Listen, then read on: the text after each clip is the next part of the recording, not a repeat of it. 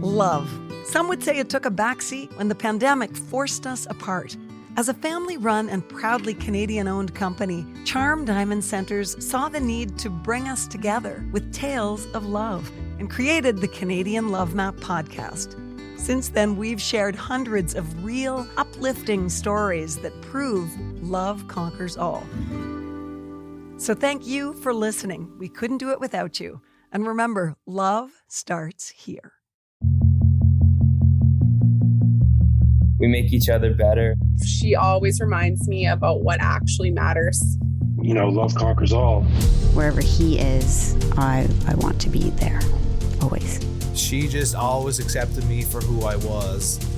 He makes me a better person. It was like love at first sight. Well, love is the most important thing. I love acting. I do. I love movies. I love connection. I love emotions. I love being raw and open and create and give to the world. And I get to do all of that in my job. Hi, I'm Nancy Regan. This week's love story belongs to Steve Lund, a Canadian actor who you may know from such shows as Bitten, Street Legal, and Schitt's Creek. He's currently starring in 2 holiday movies on a small screen near you, Christmas Bedtime Stories and 6 Degrees of Santa. Once upon a time, though, Steve was an accomplished hockey player on his way to the NHL until an unexpected turn of events made his lifelong dream of being an actor come true. This is the Canadian Love Map. Hello, Steve Lund. Hello, Nancy Regan. It's so good to have you here. It's very nice to be here. I think I have to be transparent and say that I have known you since you were a much younger man/boy. How old is your first memory of me? Like, how old would I have been? I want to say 15. Yeah, okay. Does that sound right? That sounds about right, yeah. How old are you now? 18? I am 22. That's a lie, Yeah. folks. That's a lie. How did you end up in this world? I'm billing you today as the Canadian king of the Christmas rom-com. How do you like that title? I accept it. And as I say, hey, whatever puts a roof over my head. So, yes, I am a staple in the Christmas season. I like to call it the most wonderful time of the year. And all of my friends know that they'll be able to see my face on the medium-sized screen every year. It just seems to be the thing that puts food on the table, yeah. Specifically, this whole Christmas phenomenon is like kind of in the recent last decade or so. For me, it's been, 6 or 7 years that I've been on the circuit, and they just seem to call every year.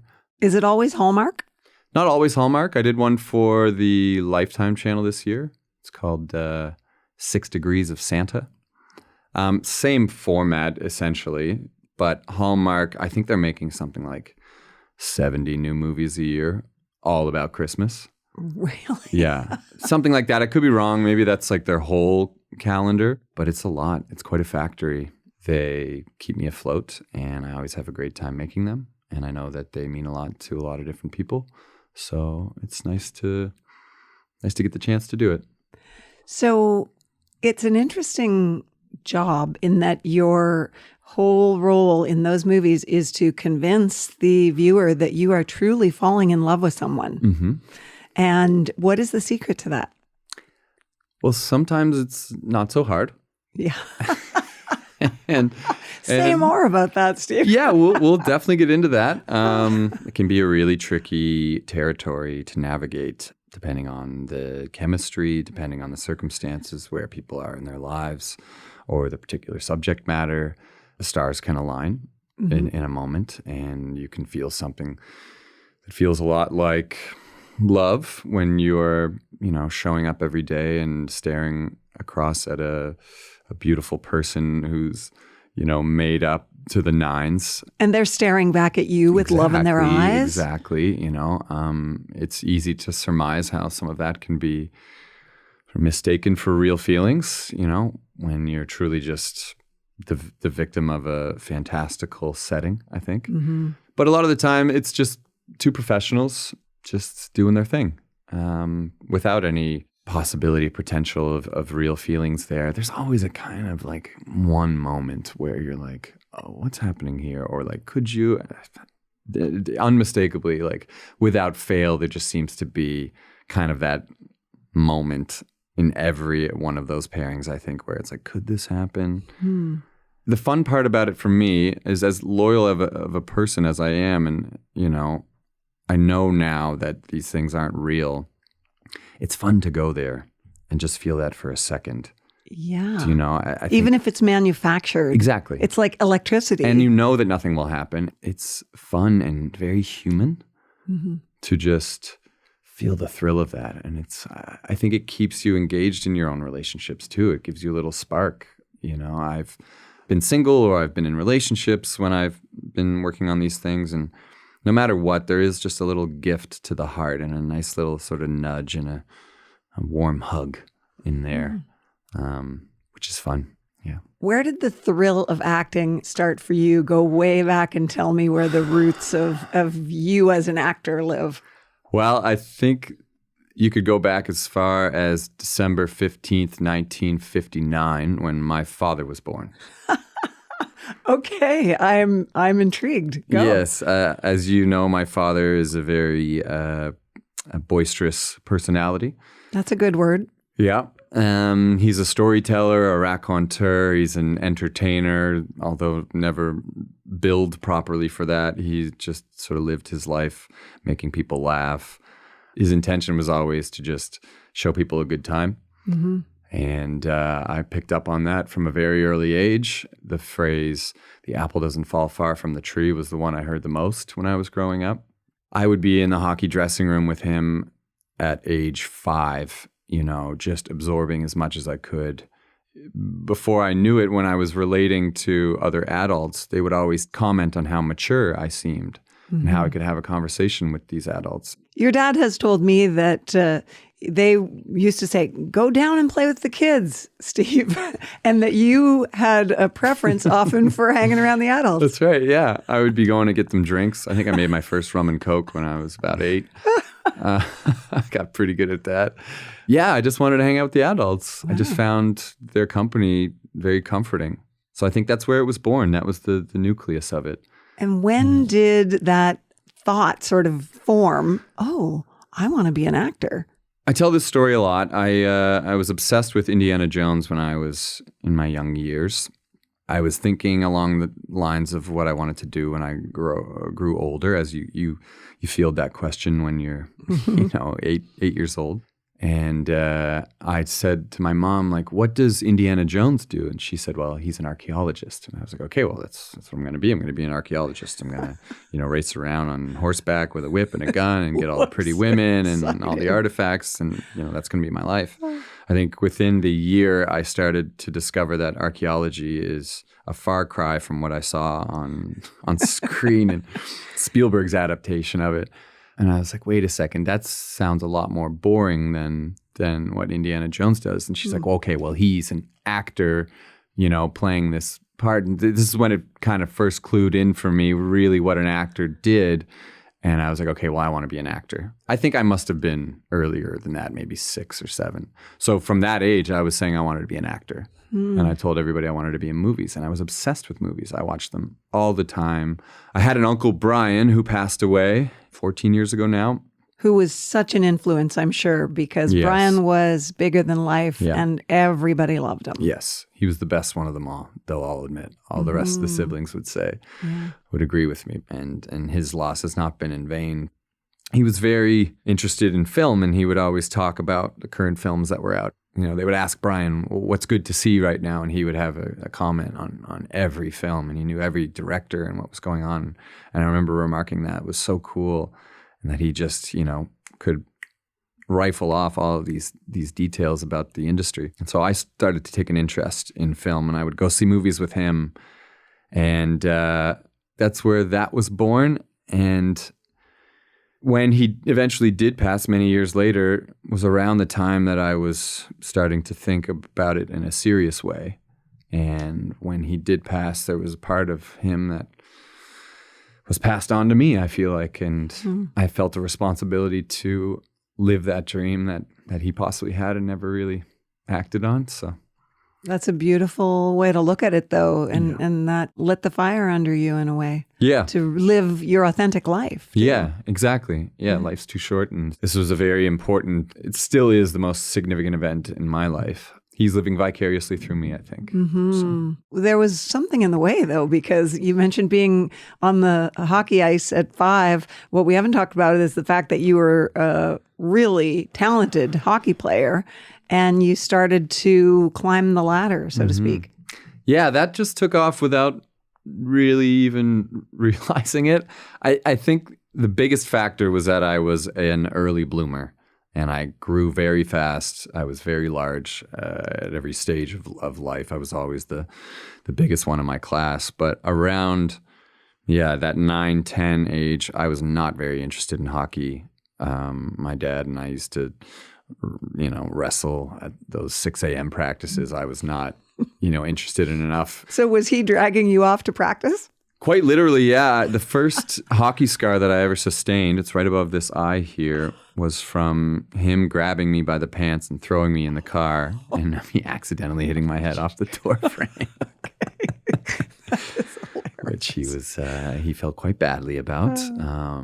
He's not a violent guy. Not at all. No. But he's passionate. It just reminded me of how much he had invested in it. And I said, well, there's got to be something to this if he cares this much. So eventually I got very large and was able to physically dominate on the ice. And then I think the skill, we worked a lot harder on honing the skills, and then it just took off. And before I knew it, I was on the path. It always felt at every stage like it was happening before I could really even take stock of it. You couldn't absorb. I couldn't absorb it. Yeah, it all felt like it was happening too fast or that I wasn't deserving of it. But you were really good. In fact, I don't know if your dad's dream was for you to be in the NHL, but you appeared to have been on the path.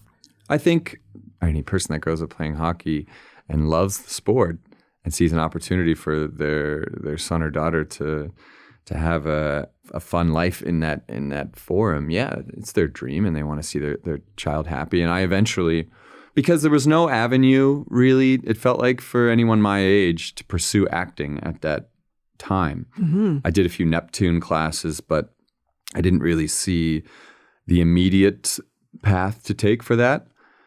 And so that kind of fell by the wayside. I didn't really see anyone else, any of my peers doing that. So I didn't really know if there was really much to it. It was kind of just sort of a dream that I put in the back of my head. And a lot of people must have been reacting to how much prowess you were showing on the ice. Yeah.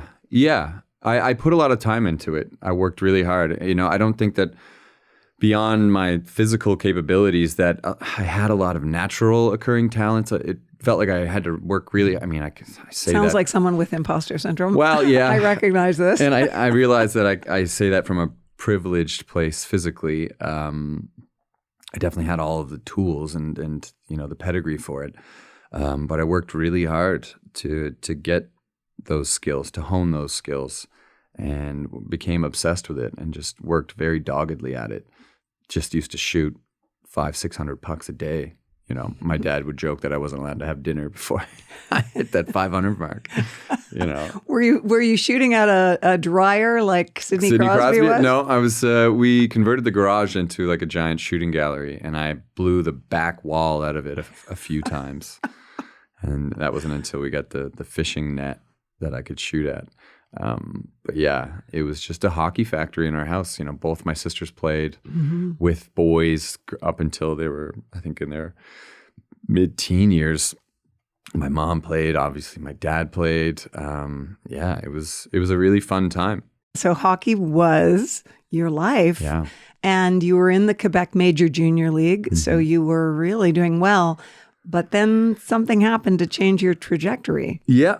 Speaking to that imposter syndrome, all of this sort of happened before I could really take stock of it. I was eventually being touted as a first-round draft choice, which is just narrows down the field, and now you're actually seriously being considered for the NHL draft. And this was very overwhelming to me at the time. I thought there was absolutely no way that I have what they see But it just, I just went along with it. And I ended up in PEI, where I was playing for the Rocket. Had a great rookie campaign and was having a lot of fun on the ice. And in that off season, I was ranked in the top 10 for the upcoming NHL draft. Wow. And I remember seeing that ranking and just being like, this is crazy. I don't feel like that's the kind of player that I am, or the kind of person that could really even pull that off. Everyone else is sort of telling me that this is great and all this stuff, but I was uncomfortable with it and really wrestled with it. And that weighed on me, and I started to crack under that pressure, and my game fell apart a little bit.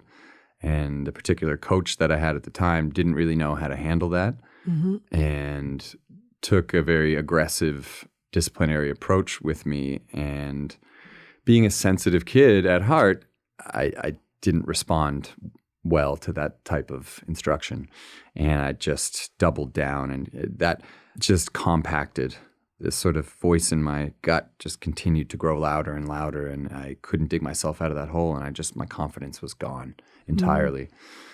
And my game sort of fell apart. I was very depressed. I was getting bullied not only by my coach, but other teammates psychologically. I was dating a girl at the time, bless her heart. She was a sweetheart, in puppy love for the first time, and that was occupying a lot of my mind. So I could feel my heart leaving the game, and I wasn't in love with it anymore. So something changed there psychologically. And then my circumstances changed. I ended up getting traded to the Mooseheads, the team that I grew up watching and idolizing, possibly the best place to play junior hockey in Canada. Halifax is an amazing city for that. They get a great draw every night. The fans are super loyal. The organization is top tier. And so I went from a very dire situation to the best opportunity I could have possibly imagined. And everything changed. And I was coming back to life. I felt a resurgence within me. I was poised to make a really great comeback. And the fans were excited because you were a Halifax boy. A local boy, Yeah. yeah. Oh my God, it was incredible. I can't say enough about the experience. The community was so supportive and wonderful, and loved engaging with the fans and feeling like I had that responsibility to be the ambassador for Halifax.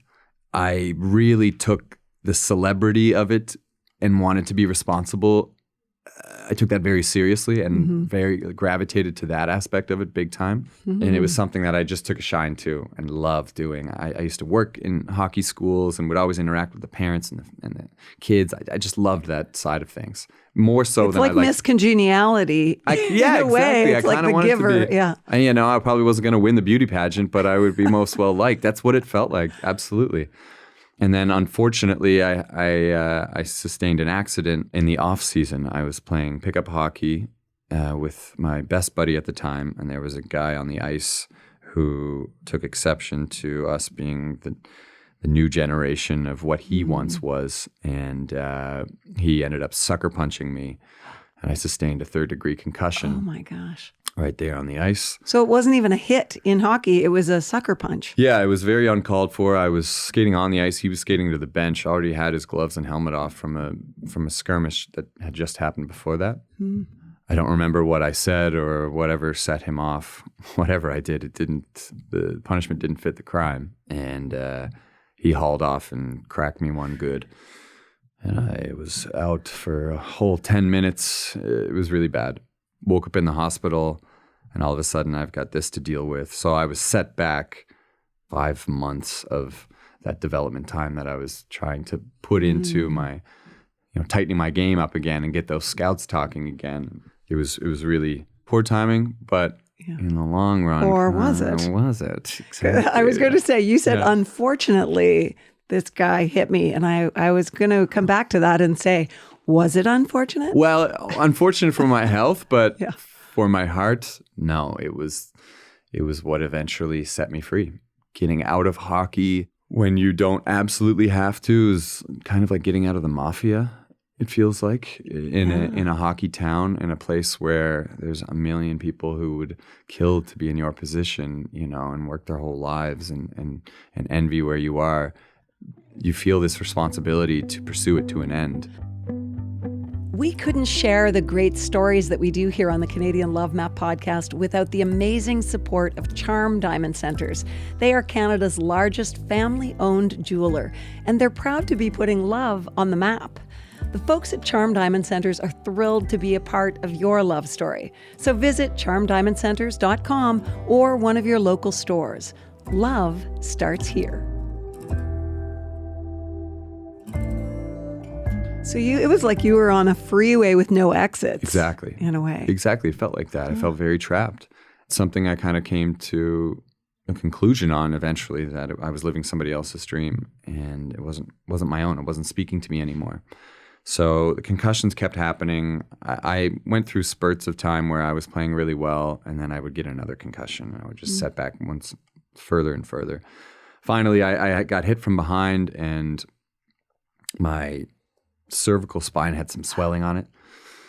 If I continue along this path, I could be a quadriplegic if I get hit the wrong way. It was basically the straw that broke the camel's back. And I was like, okay, that's it. I'm quitting. And around that time, I had been sort of surveying some of my closest friends. What would be the best avenue for me if hockey didn't work out? And I was like, well, you know what? I have always wanted to be an actor. And as soon as I said that to them, their eyes lit up and they were like, yes, that makes so much sense. You were the guy to do it. Yes, pursue it. If you want to, you can do this. And I heard that over and over again from my closest friends. If you want to do it, you're the person that we know that we think could do it and really enjoy it. That's an awesome message. I know. I had the greatest, most supportive friend group. It was just universal. And not just my friends, my family too. My mother was like, okay, well, if you want to do this, let's do it. And let's do it properly. You're going to go to school. You're going to make all these connections and you're going to treat it like you did hockey. And you're going to put that same discipline into it and really sink into it. And she was instrumental. I could not have got off that hump without her. She did everything to make that transition as seamless as possible. And she was amazing. And, so where did you go from there? From there, we touched base with a lady named Valerie Hallman, who's a local production manager here in Halifax for Magic Rock Productions, who do a lot of movies and television shows around here. And she put me in touch with her, and we got my first audition just to sort of feel if I enjoyed it, if I had what it took. And if you had potential, sure, exactly. Yeah. Maybe I would have hated it. So I had that first audition. It went extremely well. And I thought, I got a call back for the audition. The director, this man named Jay Dahl, who's a local guy, I've spoken about him before. He came up to me and he was like, "Who are you, dude?" I was like, I'm just a hockey player. And I like movies. I don't know. I think I could have a lot of fun doing this. And he goes, "Okay, I want you to come back tomorrow. I'm going to give you some notes. I'm going to see what you do with these notes." So I thought, oh my God, I'm going to get this movie. I'm going to book my first audition. What an A&E biography story this is going to make, And you had no real training apart from a few theater classes exactly, as a kid. Yeah. And being an outgoing child and a born entertainer, an inherited entertainer. For sure. And so I came back the next day. I was working at the hospital at the time, so I was in my scrubs. I didn't even really dress the part. And I did the audition, applied the notes the best I could, and this director came up to me again and he goes, "Do you feel that?" And I was like, yes, I think I do. I feel amazing. I feel so validated and so celebrated and beautiful and creative. He goes, "Are you thinking about doing this?" And I was like, you know what? My mom and I were talking about potential acting schools. There's this one out in Vancouver that sounds really great. And he puts his hand on my shoulder and he goes, "Now I can't cast you in this movie because you have absolutely zero experience." And I was like, right, of course, fair enough, sure. But go west, my son. And I was like, okay. And I ran home and I told my mom, I was like, "Mom, this is what happened. It was the greatest. I feel better than I've ever felt playing hockey right now. So let's do this. Let's sign up for this film school." And I shipped off a month later. So yeah, I had a clean break. I was involved. I was enrolled immediately, and I was loving it right from the very start. Really? Right? As soon as you got into acting school, you knew, yes. I said from the first week that this was what I was going to do for the rest of my life, which is a very nice feeling to have, considering all of the tumultuous times that I had just been through. It was really affirming. And you didn't have the same kind of imposter syndrome that you had experienced in hockey? I felt like I was home. In my first few days, and I'm out with some of my new classmates and getting to know each other, and we're getting the libations going, and everything's feeling like it's falling into place. And I'm like, wow, I'm actually not a jock. I'm like a theater geek at heart, like, yeah. I think that's who I really am. New definition. Yeah. When I got to this school, I was like, oh, these people speak my language. This is really cool. And we all have this one thing in common from whatever background we came from.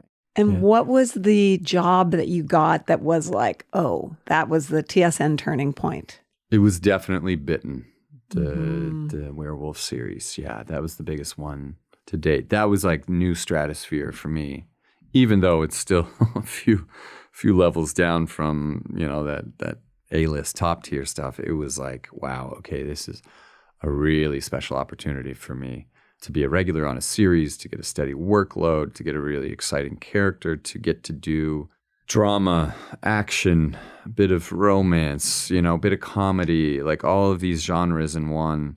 These really wonderful people who were all mid-level in their careers. And this was also the biggest thing for all of them. So there was no like big egos in the room or jaded people. It was really just this harmonious cornucopia of people who were all in the same place at the same time, basically. It was perfect. And we got on like a friggin' house on fire. It was great. It sounds like an amazing crucible for learning as well. You weren't in school anymore, but your learning was not done, right? Exactly. No, I mean, this was a whole different education. Like, this workload is serious. I'm really depended on here, and I like that responsibility. Best experience I had. Okay, so a lot of people will know you from your series appearances on Schitt's Creek. Mm-hmm. What was that like, getting that job and doing that job? Because, now it's kind of an iconic show. Yes, it's the Canadian Seinfeld, somebody said to me the other day. It's syndicated, it's immortalized.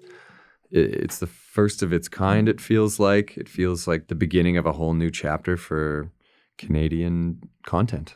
It was innovative. Innovative, yeah. And just, again, right place at the right time, I think, for so many of those people involved. Can't say enough good things about the writers, producers. Dan especially was so good to me. Very grateful that I even got to step on that set at all, let alone the 5 episodes I think that I recur in. Well, you made yourself noticed. You were a bit of a beefcake. Is that a fair description? That's okay. I'll take that any day. Yeah. I don't know. Yeah. Can I say that? Yeah, absolutely. Some people, they like, oh, I recognize you from Schitt's Creek. And I like to say, wow, I'm surprised you recognize me with all my clothes on. Oh, that's great. Yeah. So was it a fun environment to be on that set with all those comedic geniuses? Yes. It was intimidating. I consider myself a relatively funny guy, but you're in the room with real powerhouses and you kind of have to mind your P's and Q's. And just that, I have so much respect for comedy that I would never want to step on anyone's toes. I'd just sort of like let them go. The hardest part that I found that I've spoken on record before is being that person that wants to joke and ham it up and all that stuff, and being around those other people. That's what I wanted to do with the character, and they kept having to reel me back in, right? Because that's not really what they had in mind. And I saw there was an education in a lot of ways in how comedy works, because it was really my first comedic endeavor of that scale. You need one straight character, for lack of a better term in this case, given that I was pansexual. But you need somebody to react opposite. So you have your wacky characters and then your straight character. So I was being, positioned as the straight character. And I found that difficult because I had to censor myself. I couldn't sort of jump in. I had to be a little bit more calm than I am usually. Mm-hmm. And you weren't meant to try to be funny. Exactly. Yeah. And therein lies the humor. That's how it works. Right. So that was very educational for me in that regard. Well, you learned it well because you were amazing. I don't even know that I learned it well. I think they were just that good at telling me what to do. And, I was like, again, a sponge and asking them, and didn't have any ego about it. I'm like, teach me. I want to make myself available to you in any way that I can. And that's how I like to be on set. So they kind of steered me in the right direction. I give all credit to them. My teammates get all the credit. Had a couple good bounces out there. It's a typical hockey interview. Has it blown you away, the success of the show since then? Because you would have been shooting your scenes when? Oh, 2016, 17, Yeah. I think. 17, maybe. So then you sat back and watched it take off like a rocket. Yeah, it's crazy. Really crazy when they won all those Emmys. I was in quarantine at the time and watching and just being like, wow, this feels like, because I know they put a nice button on the series and they were ending things kind of quitting while they're ahead is kind of what it felt like. I know that Dan had other opportunities and lots of reasons why they did that I agree with. But all of those wins felt like an acknowledgement to the collective body of work that they had accomplished rather than that last season, even though the last season was terrific and poignant and had so much commentary and wonderful messages and everything. But it really is immortalized now. And everybody loves it. It is that congenial program. Like nobody has a bad thing to say about it. Every walk of life. I've talked to such a diverse community of people who were like, I didn't think I'd like that show, but man, it's amazing. And that was so cool. Like I care more about that on a grand scale than I do that I had an involvement in it, even if it is a small one. Like I'm just happy that exists in our industry for our people. It's bigger than any one individual. And that's the kind of energy that it carries. So I feel this responsibility to talk about that. Anytime anyone asks me, like, what's Catherine O'Hara like or what's Eugene Levy like, I really tried to impart the fact that this is a cultural moment, a very, very important one, I feel. Maybe I'm hyperbolizing, but...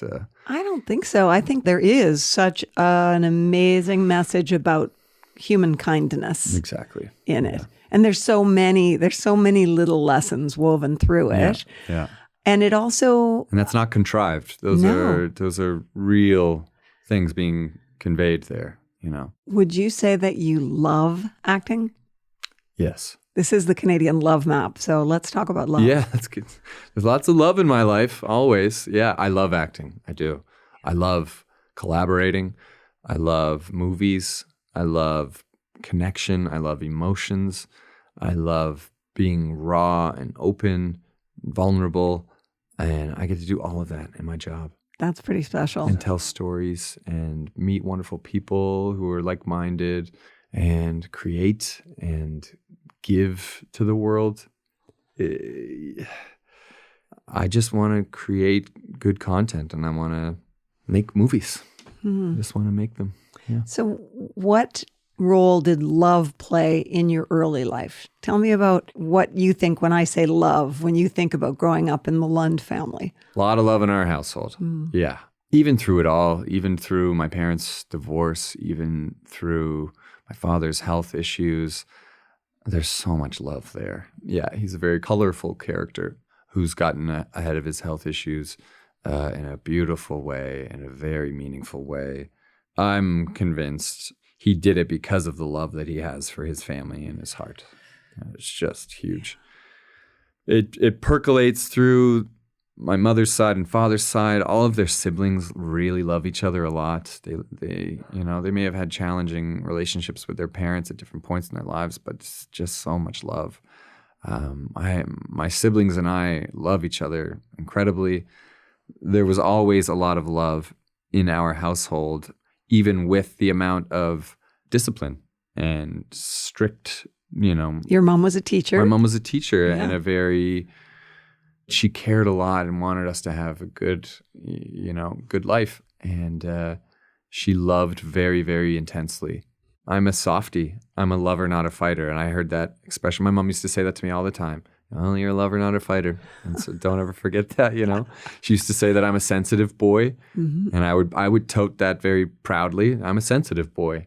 And I like being that way. I'm the middle child between two sisters. A lot of female energy in my life. Love every single woman that I've ever met for just for that simple reason that they are women. I really do love women and I'm nothing without them. I think that's where it comes from. I think if I could point to one thing, it's just the amount of female energy in my life. Now, you told me we could talk about anything. So Please. That cues the question. You've never been married.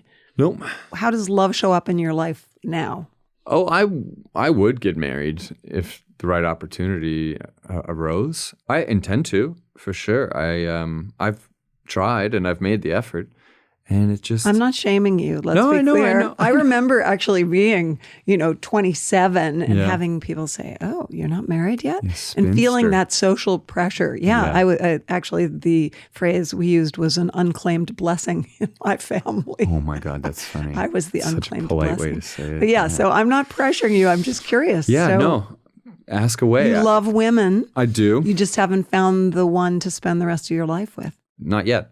I've tried and I've thought at different times that maybe I had, but somehow I've always known that my path, it's not going to materialize the way that I envision it. I'm just going to allow it to happen. Mm-hmm. And in the interim, do the work and try to grow as much as possible to be ready for that. The relationships I've had have happened to me for a very meaningful reason every time and will never be in vain. Yeah, I think that day will come. I am confident, but it's not today. So today I do the work. So what about professionally?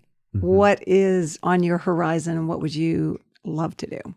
I would love to write and direct my own movies.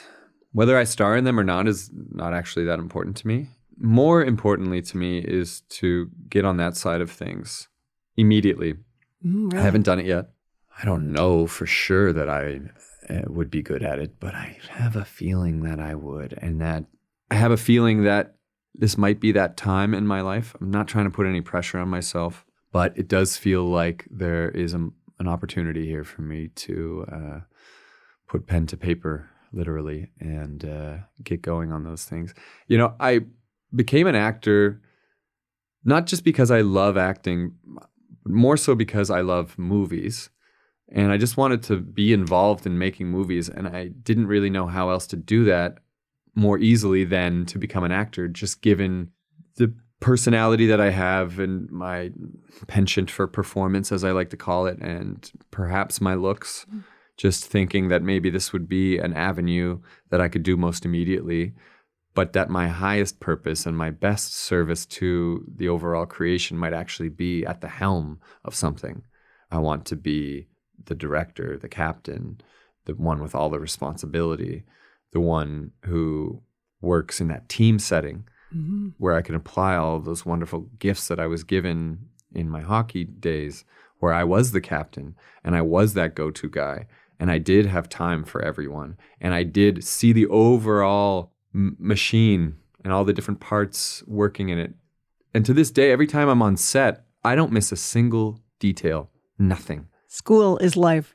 Life is school. Life is school, yeah. And I just I'm very detail focused and analytical, and also a champion and a cheerleader and a good leader. Okay, so the one last thing I have to ask you about is what can people see you in right now this holiday season? Back to the Captain of Christmas. Captain of Christmas. So this year I did two.